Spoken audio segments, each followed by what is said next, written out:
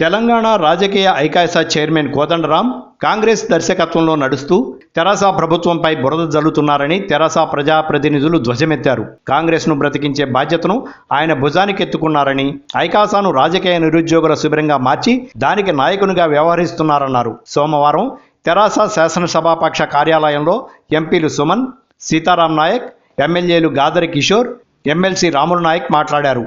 తెరాస ప్రభుత్వం ఎన్నో అడ్డంకులను అధిగమించి ఉద్యోగాలు ఇచ్చింది.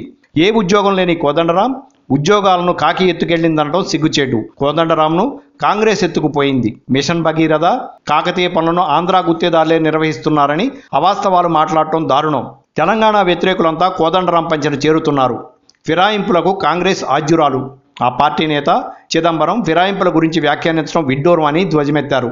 సంక్షేమ పథకాల అమల్లో ప్రధాని ప్రశంసలు పొందుతున్న కేసీఆర్ను చిదంబరం విమర్శించడం అర్ధరహితమని పల్లా రాజేశ్వరరెడ్డి ధ్వజమెత్తారు. తెలంగాణ ప్రజలతో చెలగాటమాడిన చిదంబరానికి ప్రభుత్వాన్ని విమర్శించే హక్కు లేదని చెప్పారు.